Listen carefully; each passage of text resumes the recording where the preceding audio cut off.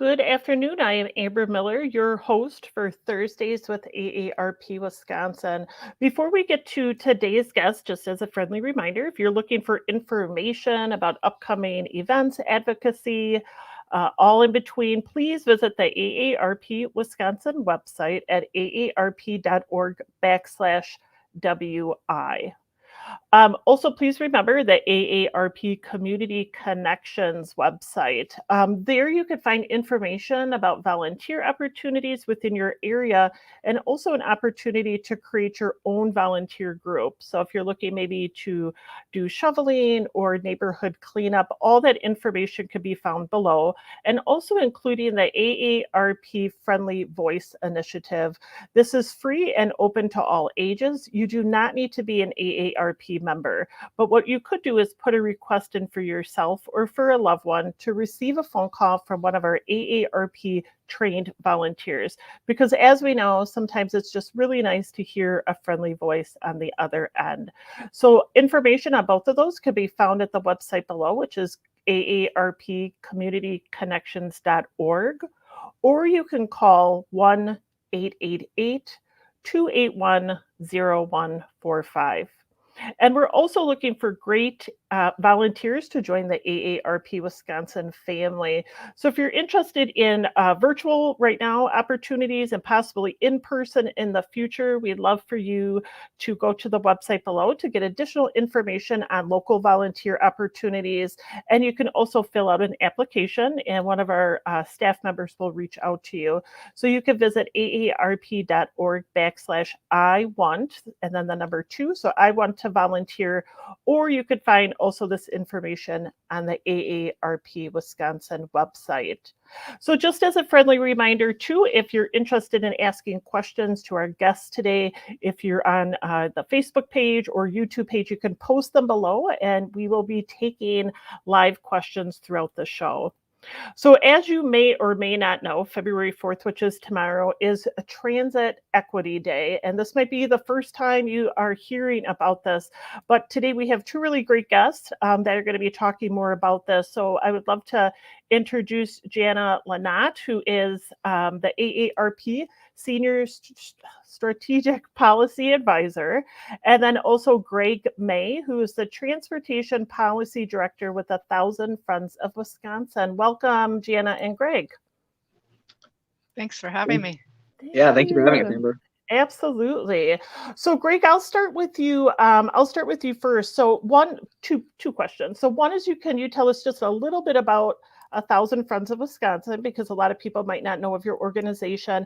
And then can you also talk a little bit about like Transit Equity Day, including like how long it's been around and kind of what the goal of it is? Sure. First of all, thanks for having us, Amber. Really excited to be talking about Transit Equity Day, which is tomorrow. Before jumping into that, yes, I'm Gregg May. I'm the Transportation Policy Director at 1,000 Friends of Wisconsin. 1,000 Friends of Wisconsin is an organization that's been around for 25 years. We've been working to make communities in Wisconsin more sustainable. And as our transportation policy director, I spend a lot of my time promoting walking, biking, and transit, and how we can promote those in Wisconsin. And getting to your question, Transit Equity Day is actually a relatively new phenomenon. It started in 2018, so it's in its 4th year now, and it is a nationwide event put on by the Labor Network for Sustainability that recognizes the importance of access to transit for everybody all across the country. And it's on Rosa Parks' birthday, which is February 4th. And so it's an event that kind of commemorates her birthday, her active resistance, and the right for all to high quality, accessible public transportation. Great. Thank you so much, Gregg. Jana, thank you also again for joining us today. I know you have a little bit different lens working with AARP as the public policy, part of the Public Policy Institute. One of the reports that I read that stated that 1/3 of Americans do not drive, including 1 in 5 people 65 and older. So, of course, many people with disabilities and others who just cannot afford the purchase or the upkeep of the car. So can you talk a little bit more about AARP's position on transit and some of the reports? Yeah, sure. Again, thank you for having me. So the data point that you mentioned, that a third of the United States doesn't drive, that stems from, you mentioned older adults, many people with disabilities. It also includes people who are too poor to really be able to maintain a vehicle, as well as children who are too young to drive, and just others who choose not to drive. So it's an entire third of our country, and yet our entire transportation system, for the most part, is designed for people who do drive. And that has very serious implications for how we get around our communities if we are a non-driver. But in terms of, AARP and what we work towards on public transportation, we support public transportation for a number of reasons. One, it is so important to support people who do not drive, but it's also just a wonderful way of getting around the community in a very affordable way. And with some of the modern innovations that are happening in the transportation sector, we're only seeing it becoming easier and more convenient to use public transportation. But when I talk about public transportation, I'm really talking about it in very broad terms, not only those regular bus routes that are in our cities, but also rural transportation services. And we're seeing some more innovative stuff such as microtransit that I can talk about in a little bit. Great. Thank you so much, Jana. Gregg, I know you're in Wisconsin. I'm also in Wisconsin. I've had this discussion many times about sometimes people just choose not to drive. So I grew up in a single family household. My mom did not get her driver's license till she was 47 years old. So we relied on public transportation. Why do you feel that people look at public transportation and other ways to get around as not the best thing? Like, it's almost like, well, it's almost frowned upon to take public transportation. If you could talk a little bit about that. Sure. Yeah, absolutely. And kind of backing up what Jana just mentioned, the DOT just put out, the Wisconsin Department of Transportation just put out a web page that kind of maps where non-drivers are in Wisconsin, and that number is consistent as well. I think it's on their website. 31% of Wisconsinites are considered non-drivers, kind of coming from the same population she described. So we're right in line with the national average. And there's been some great work that folks on the DOT's non-driver council have been doing to advocate to kind of elevate the troubles and the challenges that face non-drivers in Wisconsin. And so getting to your question, Amber, we have there is this sort of perception in society that public transit, well, that's for everybody else, but actually, a lot of people are using it, and it's a real lifeline for a huge section of our population, and for people like myself who choose not to drive. I like to commute by public transit. For me, it's convenient, it's safe. I feel better about my impact on the climate, and I also like reading while I'm on the bus too, so I can I can multitask. But unfortunately, it does have that perception in our society that it's it's just something for other people, and I think that's because it's become less efficient over time. We haven't been investing in public transit the way that we should be. So there's less and less frequency, and it takes longer and longer to get places, and so it's become a less preferable option for people, kind of as a result of our less investments in public transportation. In fact, according to the Wisconsin Department of Transportation, we invest 10% less in public transit in Wisconsin than we did in 2006 when you adjust for inflation. So, it hasn't received the investment that it needs to be efficient, and it kind of has a public perception that follows that. And kind of a second part to that, and Jana, I'll come to you then, and I actually was just talking about this earlier, is I don't know if there's enough education out there too for people to know how to ride transportation. A lot that I hear of is, well, I don't know how to ride the bus. I don't know where to find the information. So what are your thoughts on that, on people who want to try it but not sure where to start? Yeah. Let me address that question in just a moment, because I have to kind of give a national perspective here as well. Well, Wisconsin may be underinvesting in public transportation. I think there are other states that are really moving out and making incredible strides in investment in public transportation. So it's not a universal, perspective that public transportation is an inferior way of getting around. And in fact, in the DC metro area, my son, we just launched him off to college, but he and his high school friends, they were all about public transportation because they could just whip out their smartphone and they look up the next bus, and it was real-time bus information. It wasn't, and they would like walk out to the bus stop and hop on. And then similarly with the rail. So it really comes down to how good is the service. And if you invest in the service, it can be very, very good. And getting to your point on the information, it is true that one of the greatest barriers to public transportation use is not having good information about how to access the schedule. You might see the bus go through your neighborhood, but you don't know when it's going to come, and how do I find the agency that runs that service, and where do I look that up? And it's like, if it's that much of a hassle, you're not going to do it. But the good news is there's now a way for transit agencies to report their data on the route and schedule information to this common system. It's a worldwide system.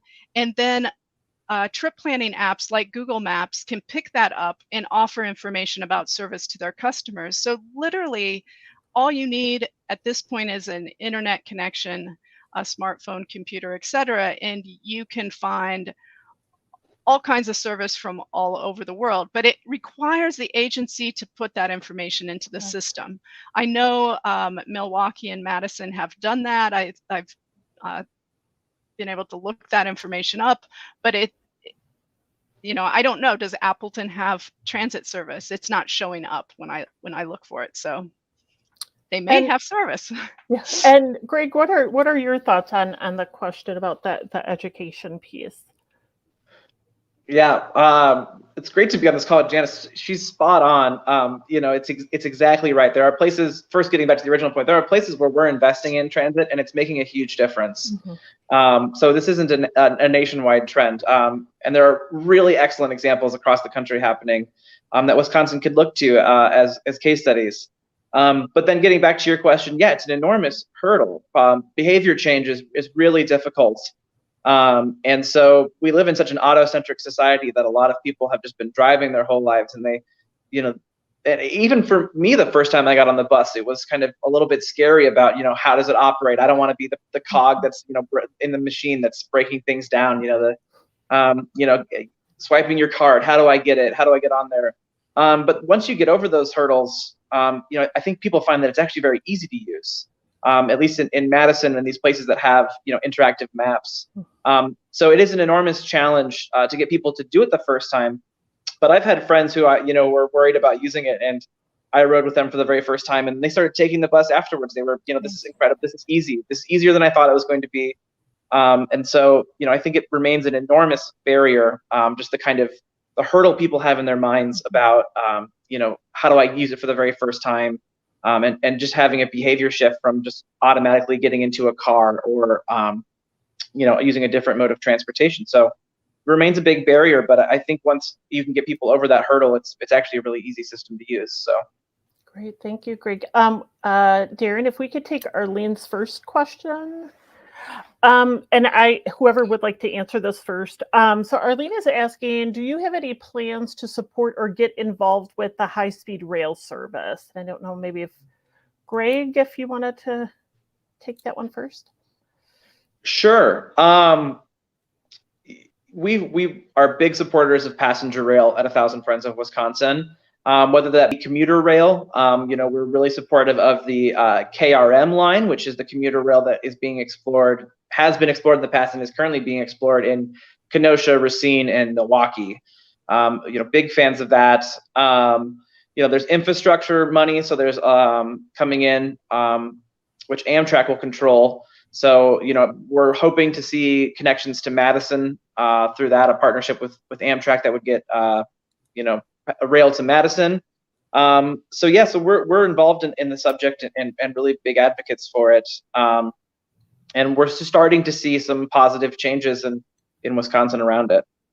Great, thank you, Greg. And Jana, any comments just in general about the high-speed rail service? Well, certainly high-speed rail is something AARP's policy supports. So we certainly can advocate for that along with our advocacy for public transportation services. It's all about building that nationwide network. The more service you have in more places, the easier it is for people to really rely on alternative ways of getting around beyond just the automobile. So, definitely. Great. And if we could bring up Jim's question, and Jana, I'll start with you for this question. What can average citizens do to get the attention of their city leaders and convince them that more affordable transportation options are needed in their community?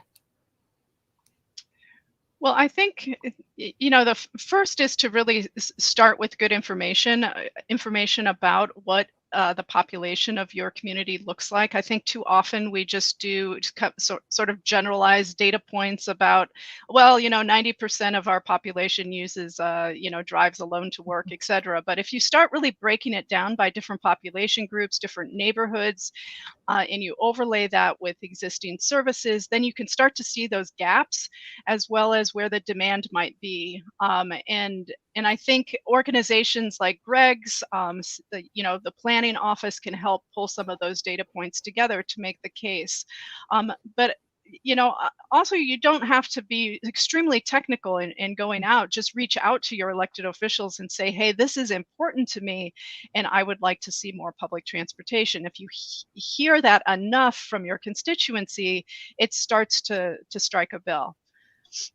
Great, thank you so much, Jana. And Greg, same question to you. What can the citizens do to get the attention of their city leaders about transportation? It's an excellent question, and one that we receive a number of times. Organizations like 1,000 Friends are happy to help, connect citizens to their elected officials and give them materials to, help make their arguments. Darren asked beforehand for websites that we should give, so I'm going to put him on the spot. I feel a little bad, but as Jana was mentioning, good information is really useful, and so the DOT's just put out this map on non-drivers. And it gets pretty specific. I think you can zoom in pretty far. So, wherever your community is in Wisconsin, rural, urban, suburban, you can find out kind of how many non-drivers are living in your community, and really, use that information to say, look, these affordable options are, not only better for the climate and for our community, but for all these people who are not driving. So that's a tool I would recommend as a great starting place. And would that be, sorry, Greg, would that be the Wisconsin DOT if we were to put up the website? Yes, Okay. sorry, the Wisconsin Department of Transportation non-driver map. So that's where I would start, and then as you mentioned, just reaching out. You don't have to be super technical, but just letting your elected officials know that this is an important issue to you. It's really interesting. I started my career as an urban planner, and you don't realize how few people actually comment and weigh in on issues. So just even your one voice can make a huge difference. So even just reaching out and saying in a letter, this is an issue that's important to me and I would like you to support it as well, makes a big difference. Great. And it looks, oh, I'm sorry, Jana, go ahead. I'll just add a couple of national data points that I often cite is that there's, 6 million people in the United States, and this is all ages, forego or delay medical care because they don't have a ride to get to a medical appointment. And that translates into both individual cost as well as societal cost, because when people can't make it to their preventive health care appointments, then they very easily end up in the hospital. And those are all preventable hospitalizations. It's much, much cheaper to give people a ride than to give them a bed in the hospital. And then there's also a data point that my shop, the Public Policy Institute, put out a couple of years ago, and that social isolation cost Medicare $6.7 billion. So we're talking billions of dollars. If you translate that into investment, that money can go a long way. And Jana, if people are wanting to know more information about like AARP's stance on transportation, what website would they be able to go to? I believe you can get there directly through aarp.org/policy book. So AARP publishes a book of policies. It's broken down by chapters and issue areas, and you can see all of our policy on transportation. There's a chapter on transportation. Great. And it looks like we have one more question. This is from Arlene. And I'll start with Gregg. So Gregg, how are you addressing, or how is the safety of utilizing mass transit? I've heard that too, that people may not feel as safe as they could. What is your input on that? Well, I'm not sure if this is coming at it from like a public safety perspective or from a pandemic health perspective. You know, I would say from the pandemic health perspective, I wish that everywhere in our communities got the kind of treatment that our buses receive in terms of cleaning and you know, spraying down and making sure everything is safe and healthy. In you know, if everywhere in our communities you know, kind of got that level of attention, that would be great. Yeah, you know, and then in terms of the public safety realm, you know, I think I have found the buses to be incredibly safe. You know, with communities working on it, and so you know, I know that that's kind of an ongoing issue, as with everything in our society, to make things safer, and that there are efforts to, you know, locally, you know, get kind of community engagement officers on there, just, you know, not a police officer, but just someone from the public to go in there. But you know, I think that's an open question, and one that I need to do some research on and look into a little bit more. Thank you. And Jana, same question too, but maybe a little bit of a spin on it. In any of the research that you have done, have you noticed that people maybe aren't utilizing public transportation because of safety issues? Well, I think during COVID, you know, many people have a fear, particularly of any crowded space. And so one of the tools out there, I mentioned Google Maps before and getting information about when the next bus is coming. But now Google Maps, if the agency has provided the information, the feed of data, will actually tell you how crowded the bus is. And so you can, before you even get on the bus, see that particular bus, whether there's room still on it for social distancing. Many other systems are going to contactless payment, which actually helps them load the bus much more quickly. It also provides a better record trail so that they can share that with any grant funders, et cetera. So, and it tends to give customers some more you know, confidence. Yeah. I know, based on some research that was coming out of different institutions, based on the you know, the initial variants of COVID, that public transportation was found to, as long as people were wearing their masks, they have good ventilation systems, actually was not, you know, a major super spreader type of environment to pick up COVID. But whether that's true for the current variant, I'm not sure. I haven't seen any research on that. And so I'll be going into my final question, and Gregg, I'll go to you first. So in your perfect world, which hopefully we all live in, what would be the future of transportation? Sure. You know, I actually wrote a report for 1,000 Friends on kind of visioning out to 2050, and what that would look like, kind of creating a system that is sustainable both fiscally and environmentally. And what that would look like, you know, is a pretty big a reprioritizing of our financial investments. Right, you know, right now in Wisconsin, we spend an enormous amount of money on our highway maintenance and expansion projects at the expense of walking, biking, and transit. And I would like to see that flipped. You know, I think, you know, putting, you know, making sure walking and biking and transit infrastructure is our highest priority, making sure that everybody has access to our communities, so that, you know, even if you don't drive, you can get to, you know, all the basic goods you need. You can get to medical care. You can visit your friends. You know, so that would be, you know, in terms of changing our priorities around, so that walking, biking, and transit comes first, so that you know, people, there's frequency, there's the ability to travel every day of the week on pretty regular intervals, and doing that all with, you know, electric buses and making sure that our, you know, our environment's also coming into play, because by 2050, that's something we'll be heavily considering as well. So that's my perfect world, at least. Great. And Jana, same question too. In your perfect world, what does the future of transit look like? So for me, public transportation is the backbone of all different types of services, and they're referred to as shared mobility services. But basically, the customer would have the ability to come to a common platform, on their computer or their smartphone, and see all the different ways that they could get around their community, whether that be on fixed route public transportation, paratransit, whether it be Uber, Lyft, taxis, microtransit, scooter, bike, whatever. Then they can evaluate those options based on schedule and cost, schedule a trip, pay for a trip, all within that same unique system. And there are a number of communities, including Minnesota DOT, that are starting to work on building these types of platforms to really make it easy for the customer to access the transportation services they need. And so this is, definitely something that AARP has been promoting and as well. Great. And any final, we're getting to the end of the show, but Gregg, any final comments to our viewers? I would say, thank you for tuning in, and thank you for your interest in the AARP and the livable communities. They're doing some really great work in Wisconsin. They're a wonderful partner. I would say, we have a lot of wonderful resources on if you're interested in transportation in Wisconsin, on our website at 1000 Friends of Wisconsin, we've done reports, and we're constantly engaged on social media promoting more equitable and sustainable communities.